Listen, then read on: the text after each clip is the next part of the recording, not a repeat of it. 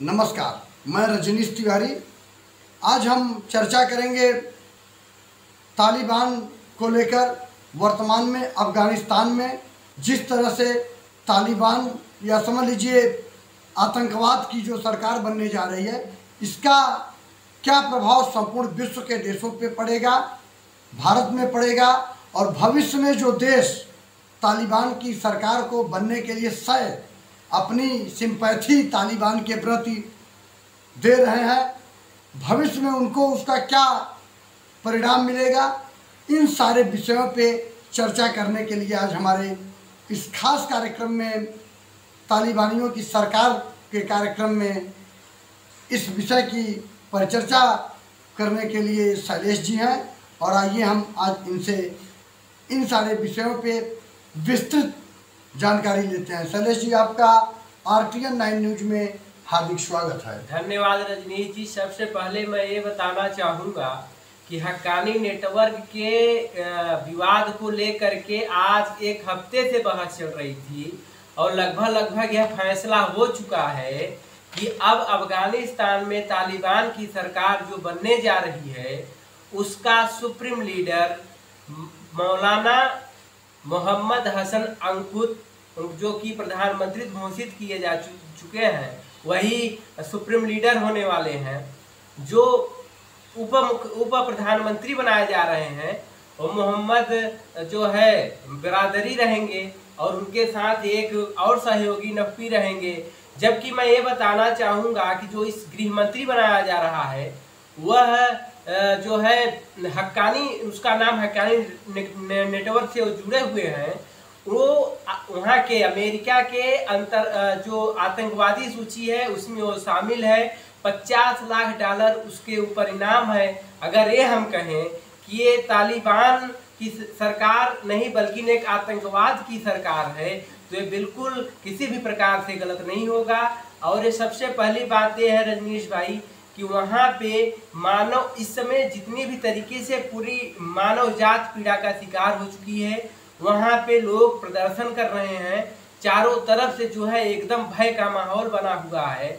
इस सिलसिले में पाकिस्तान भी जो है उस पर आमदा हुआ है। अगर हम ये कहें कि जो है बदनाम हुआ है अफगानिस्तान तेरे लिए, अगर ये लाइन कहें तो ये पाकिस्तान के लिए एकदम फिट बैठती है। तो रजनीश जी, जो कि पूरे वैश्विक स्तर से पाकिस्तान की किरकिरी हो रही है, अगर हम अफगानिस्तान की बात करें तो अफगानिस्तान में भी ये उसी तरीके से किरकिरा हो रहा है, लेकिन फिर भी पाकिस्तान अपने हरकतों से बाज नहीं आ रहा है। शैलेश जी, ये मुल्ला मोहम्मद हसन अंकुत का इतिहास क्या है वहाँ अफगानिस्तान में? जी, मुल्ला अहमद हसन जो अंकुत है वो सुप्रीम लीडर घोषित हो चुका है। इसका अगर हम इतिहास के विषय में बात करें तो ये फौजी कमांडर से उतना ताल्लुक न होकर बल्कि एक धार्मिक से जुड़ा हुआ है। ये पाकिस्तान के कई मदरसों से इन्होंने शिक्षा ग्रहण की है। यह बलूचिस्तान की राजधानी क्वेटा में एक जो है रहबरी शुरा करके है, उसी से संबंधित है। सबसे बड़ी बात मैं ये बताना चाहूँगा कि संयुक्त राष्ट्र के जो आतंकवाद सूची में इसको शामिल किया गया है।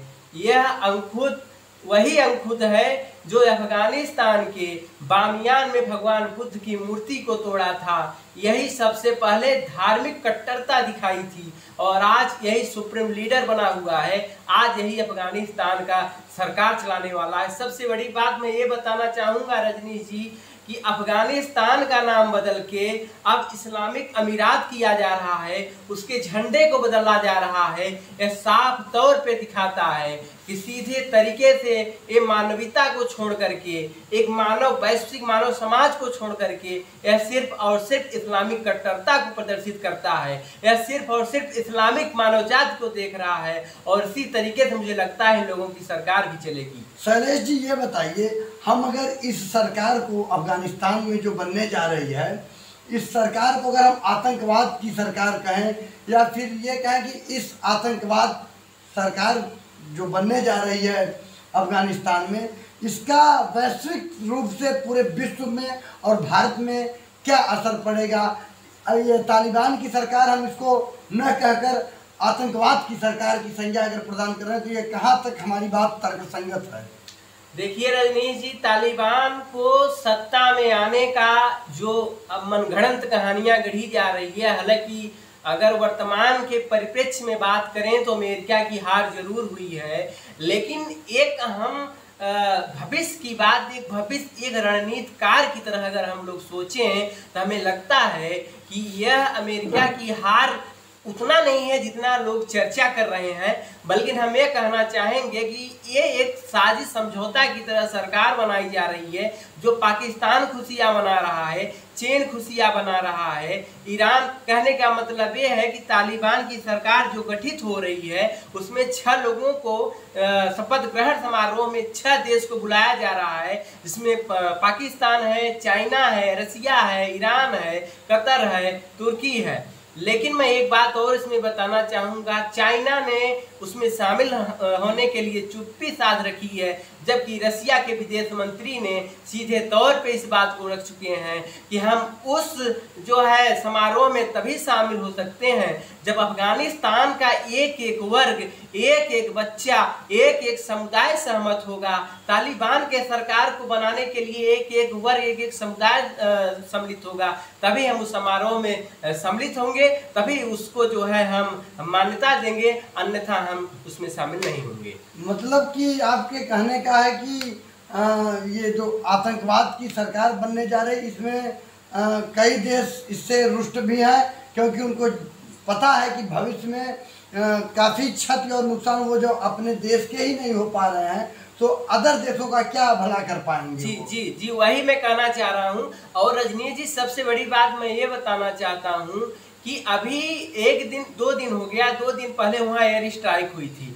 कुछ विमान जो पंजशीर घाटी में अभी अहमदुल्ला के जो है लड़ाके लड़ रहे थे, और उसमें कुछ जगह जो है तालिबान के लोग वहाँ पहुँच चुके हैं, अपना अड्डा बना चुके हैं, तो वहाँ कुछ विमान आकर के एयर स्ट्राइक की है। अभी तक ये स्पष्ट नहीं हो पाया है कि वो विमान किसकी है। अगर जानकारों की माने तो कुछ कहते हैं कजाकिस्तान की है, तो कुछ कहते हैं रसिया की है। रसिया की तो नहीं लगता, लेकिन कजाकिस्तान अगर ऐसा कुछ है तो देखना होगा। लेकिन जो ये 6 देश आपस में मिलके वहां निमंत्रण, एक तालिबान दोस्त मानता है इन 6 देशों को। उसमें से सबसे बड़ी बात मैं ये बताना चाहूंगा कि ईरान जो है पाकिस्तान के प्रोपेगेंडा पे आरोप लगाना शुरू कर दिया है। ईरान यहाँ तक कह रहा है कि आज जो भी हो रहा है तालिबान पंजशीर घाटी में, जो भी घटनाएं घट रही हैं, उसका पूरा जो है सहयोग पाकिस्तान कर रहा है। पाकिस्तान की वजह से पंजशीर घाटी में जो है एकदम हिंसा का माहौल बना हुआ है। हिंसा एकदम पूर्ण तरीके से वहाँ जारी है। इस तरीके से अगर हम कहें अमेरिका की बात करें तो अमेरिका भी जो है यहाँ से निकल चुका है। वैश्विक स्तर की बात करें तो कजाकिस्तान भी इस पे जो है अपना बहुत विशेष नहीं रख पा रहा है, लेकिन फिर भी अंदर से जो भी सहयोग किया जा रहा है, ये देखना होगा कि आगे इसको किस तरीके से बढ़ाया जाता है, किस तरीके से सरकार चलेगी। अपने अगर भारत की बात करें तो भारत के लिए एक समस्या जरूर उत्पन्न होगी। आपको हम बताना चाहेंगे कि जम्मू कश्मीर के जो पूर्व मुख्यमंत्री फारूक अब्दुल्ला जो भी हैं, उनका नाम सही से नहीं आ रहा है, तो फारूक अब्दुल्ला जी, तो वो अभी ये बयान दिए हैं कि तालिबान को पूर्ण रूप से इस्लामी सरकार चलानी चाहिए। तालिबान को यह देख के चलना चाहिए कि पूरे वैश्विक जगत में जहां भी मुस्लिम को किसी भी तरीके की समस्याएं हो रही हैं, वह तालिबान जाकर के उसका निर्णय ले।